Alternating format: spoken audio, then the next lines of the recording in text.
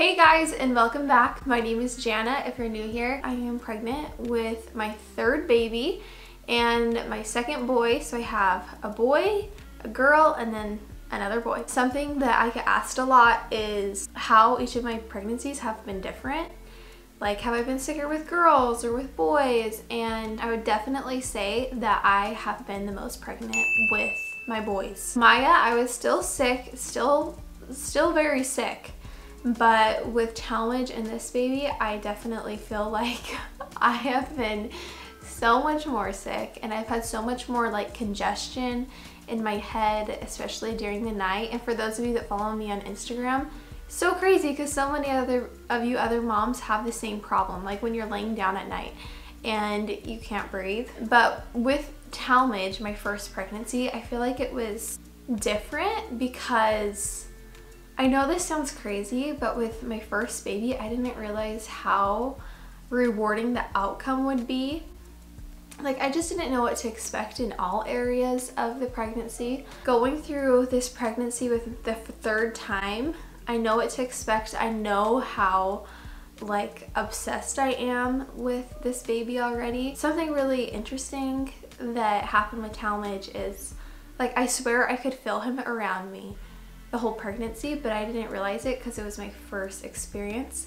But then when I gave birth to him and I held him and I looked at him in the eyes, I just remember he looked at me in the eyes for the longest time. It made me realize, like, I like know him. Like, he has been around for so much longer than I think he has. That was super special, and from that experience I've been able to carry that through my other pregnancies, and I swear I can tell their personalities before they even get here. Like with Maya, I knew she was going to be so sweet, and like I just had this feeling. If you go back and watch my videos, I was just like, I just feel like she's going to be so sweet. And this baby just has a sweet spirit about it that I can feel for some reason, so it's really neat. With this pregnancy, I feel like he is going to be like I feel like he's just like so excited to be here. I had a dream about him. I don't know if I've told this yet, maybe I have, but I had a dream that we were at the hospital and I had just given birth to him, but for some reason the doctors had to take him away, and they brought him back to me, and he looked at me and his eyes were wide open and he smiled and he was like so excited to meet me. And ever since that dream, I have just felt like this energy just with him, that he's just like gonna be my little buddy, like my little best friend. So it makes me so excited to meet him. I am definitely worried about the transition of this baby. I feel like my transition to becoming a first-time mom was definitely the hardest. I was actually talking to a friend about this a couple nights ago. I always like to ask my friends after they have their babies, I'm like, how are you doing? Like, how are you really doing? Because if you haven't seen my postpartum depression video, I'll link it here. I struggled a lot, especially with my first baby, and I didn't feel like I had anyone to talk to. So I always like to ask my friends how they're doing right after they have their baby. And I was like, how are you really doing? And she's like, this is really hard. And I was like, I promise you it will get easier. Trust me, the first baby is so hard. And the reason I think that is because you have so many influences of different moms around you, and being able to like decipher what kind of a mom you are is really hard. As a first-time mom, I would wake up and I'm like, okay, my kids' jammies are still clean. Should I actually change them, or should I not change them? Should I wait till he dirties them? Right now I'd be like, oh, he's clean, great.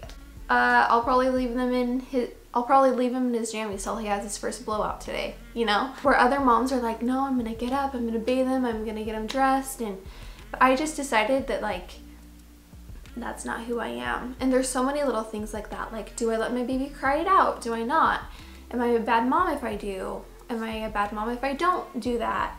Am I a bad mom if I co-sleep? Am I a bad mom if I do co-sleep? And I think that as women, when we become moms, there's just certain things that make sense for each of us, and you have to figure out what those are. And if I could go back and do it again, I would just really try not to compare myself to any moms. I would ask for too much advice. I think that asking for advice is obviously super valuable, and I love learning from other people, but I think it's important to find a safe source to ask for advice. Just find someone you really trust who's not going to be judgmental of what you end up doing, and also not forgetting about you, not forgetting about what makes you happy and doing those things. So that was like my biggest hardship in motherhood, I think, was just becoming a mother, because you just give up so much freedom to be a mom. And I know that sounds kind of bad, but I think it's true, or at least it was true for me. Like, I just felt like all of a sudden my whole life revolved around this human, and my whole schedule and everything I ever loved revolved around this human, which is very beautiful in a lot of ways, but really, really hard. And when Maya came along, I felt like I was already in the groove of being a mom. I already had a baby. I was already used to kind of giving up what my normal schedule would be. I was already being a stay-at-home mom. I worked before I had kids. It was really hard having my babies so close because they're 20 months apart. And I kind of felt like I was in a whirl for a while, and I still do, but I can like go to the store without getting my double stroller out. Like, that was my biggest tip, was like, anywhere you go, bring your double stroller, because you can like lock your babies in there and they can't get out. So at least you know they're not gonna get lost.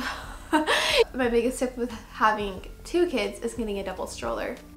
And yeah, and it will be interesting to see what my tips are with this baby. It might just be to lower my expectations. I'm sure that's what it is already, because I feel like my pregnancy has prepared me for kind of what it's gonna be like to be so tired and like not have energy to take care of my other 2 kids.